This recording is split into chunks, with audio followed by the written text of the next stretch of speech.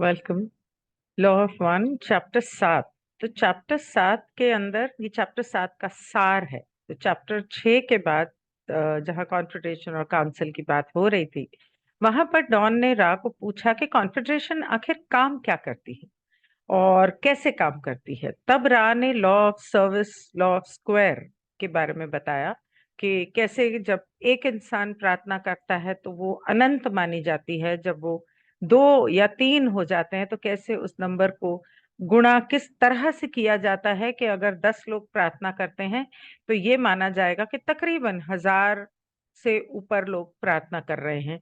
और कैसे उसमें से उन लोगों के नंबर को कम किया जाएगा जो जिनकी श्रद्धा और विश्वास पूरा नहीं है या पूरे दिल से नहीं कर रहे हैं। तो लॉ ऑफ स्क्वायर के बारे में बताने के बाद वो बताता है कि कितने लोग उसको उस समय पर पुकार रहे हैं कि 600 करोड़ 600 करोड़ लोग वो तब कह रहा था कि मुझे बुला रहे हैं, और जब तक कोई हमें बुलाता नहीं है हम धरती पे आ नहीं सकते क्योंकि क्वारंटाइन लगी हुई है। तो वो बोलता है कि आखिरकार तुम धरती के ऊपर साक्षात में आओगे कब। तो रा कहता है कि अब तो हम नहीं आएंगे, पहले आ चुके और हमने देख लिया आप लोगों ने क्या किया। अब तो जब तक इस पूरी धरती की जनता लॉ ऑफ वन को समझ नहीं लेती, उसे अपनी जिंदगी में उतार नहीं लेती, तो हम तो नहीं आएंगे। नहीं तो तुम फिर से हमको भगवान बना दोगे। तो जब तक तुम लोगों की आंखें नहीं खुल जाती और तुम समझ नहीं लेते कि तुम में और हम में कोई फर्क नहीं है, तब तक हम तो नहीं आएंगे। अब तो हम आएंगे हार्वेस्ट के वक्त। हार्वेस्ट जब होगी तब हम आएंगे तुम लोगों को लेने के लिए। और फिर वो कहता है कि ये काउंसिल जो है, डॉन पूछता है कि ये लोग कौन हैं, कहाँ से आते हैं। और रा कहता है कि जो काउंसिल के मेंबर्स हैं ये कॉन्फेडरेशन के ही प्रतिनिधि हैं, आपके आंतरिक स्तरों के उन कंपन स्तरों से जो आपके तीसरे घनत्व की जिम्मेदारी लेते हैं। मतलब कि ये जो कॉन्फेडरेशन के लोग हैं काउंसिल के, ये कॉन्फेडरेशन के ही मेंबर्स काउंसिल का हिस्सा बनते हैं, और इस काउंसिल की जिम्मेदारी है तीसरे घनत्व के जितने ग्रह हैं उनकी देख रेख करना कि वहां पे जो हो रहा है वो सही हो रहा है नहीं हो रहा है। तो डॉन पूछता है क्या ये काउंसिल वही है, मतलब उसमें कितने लोग हैं वगैरह उसने पूछा।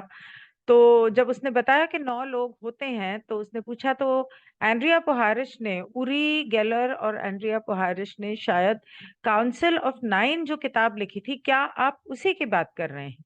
तो हाँ, रा कहता है मैं उसी की बात कर रहा हूँ। उसके बाद वो कहता है कि ये जो धरती के ऊपर स्पेस क्राफ्ट यूएफओ नजर आ रहे हैं ये कहाँ से आते हैं, किसके हैं। तो ये उसने छठे सत्र में भी पूछा था और यहाँ पर वो दोबारा पूछता है कि जो नजर आ रहे हैं ये किस किस के हैं। तो राह कहता है कुछ हमारे हैं, बाकी ज्यादातर आपके ग्रह के लोगों के हैं, मतलब धरती के कलाकार, और कुछ जो है वो ओरायन के भी हैं। तो वो फिर क्वारंटाइन की बात करता है कि क्वारंटाइन को कैसे हम तोड़ नहीं सकते जब तक यहाँ से कोई बुलाए नहीं, काउंसिल इसकी परमिशन नहीं देती है क्वारंटाइन तोड़ने की, तो हम तोड़कर तो नहीं आ सकते। हाँ, एक बार हम आए थे, हमें काउंसिल ने परमिशन दी थी, लेकिन वो तब था जब आपका न्यूक्लियर वॉर हुआ था, जब आपके परमाणु बम फटे थे और यहाँ पर इतना बुरा हाल किया था लोगों का, तब हम लोग आए थे।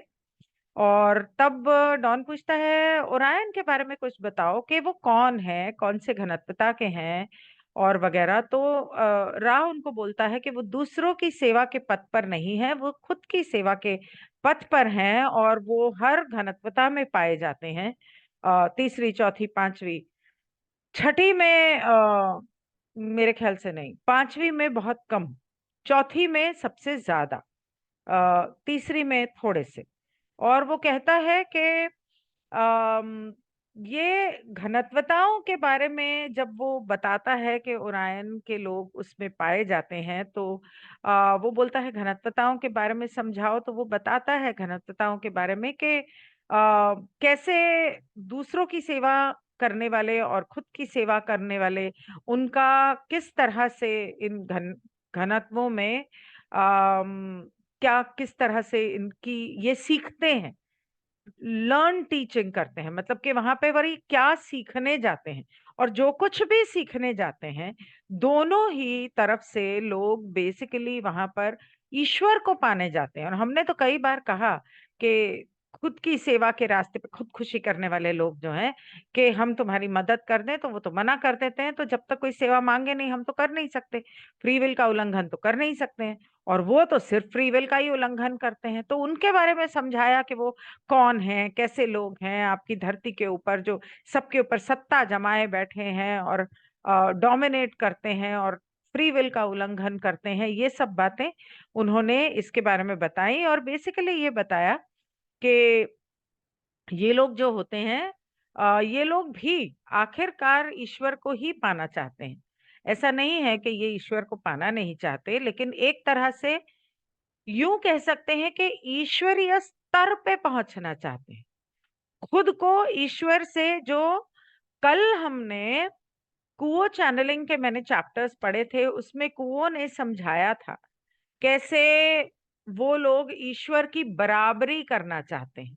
और इसीलिए ईश्वर से जुदा होकर उन्होंने दूसरों की सेवा की बजाय अपनी सेवा के रास्ते पर वो चले। और उन्होंने ये पूरा नेगेटिव वाला जो था लाइट ब्रिंगर्स का जो कुओ चैनलिंग मैंने किया था, उसके अंदर इसके बारे में पूरी तरह से समझाया है कुओं ने। तो इस बारे में बातचीत होती है यहाँ, डेंसिटीज के बारे में बात होती है।